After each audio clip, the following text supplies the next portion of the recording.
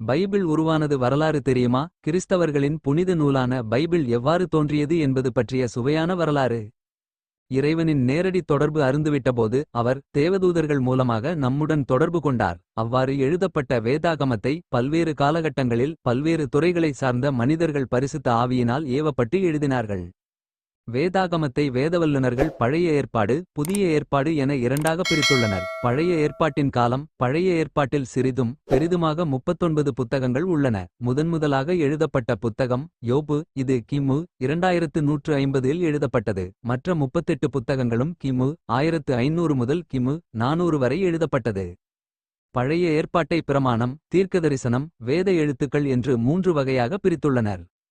39 புத்தகங்களும் எபிரேய மொழியில் எழுதப்பட்டுள்ளது. எஸ்ரா எரேமியா மற்றும் தானியேல் புத்தகங்களில் சில பகுதிகள் அரமிக் மொழியில் எழுதப்பட்டுள்ளது. இயேசு கிறிஸ்து பேசிய மொழி இதுவே.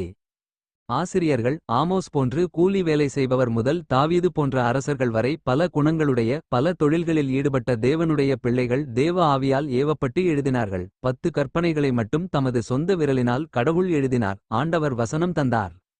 அதை பிரசித்தப்படுத்துகிறவர்களின் கூட்டம் மிகுதி. சங்கீதம் 68:11 என்ற வசனத்தின்படி 32 வித்தியாசமான மனிதர்கள் ஒரே கருத்தான நம்முடைய தேவனாகிய கர்த்தர் ஒருவரே. மார்க்கு 12:29 என்ற கருத்தை மட்டும் எழுதியுள்ளார்கள். புதிய ஏற்பாடு காலம். புதிய ஏற்பாட்டின் காலம் கிபி 50 முதல் கிபி 100 வரை ஆகும். ஏறக்குறைய 50 ஆண்டுகளுக்குள் 27 புத்தகங்களும் எழுதப்பட்டுள்ளது. யாக்கோபின் நிருபம் தான் முதலில் எழுதப்பட்ட புத்தகம் ஆகும்.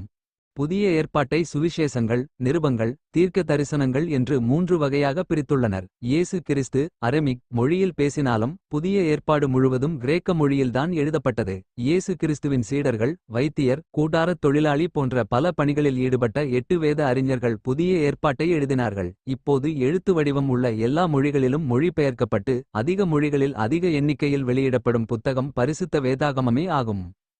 நீங்கள் இந்த சேனலை முதல் முறை பார்க்கிறீர்கள் என்றால் லைக் செய்து கொள்ளவும் இது போன்ற தகவல்கள் தெரிந்து கொள்ள ஏபின் தேவா சேனலை சப்ஸ்கிரைப் செய்து கொள்ளவும். கர்த்தர் உங்களை ஆசீர்வதிப்பாராக.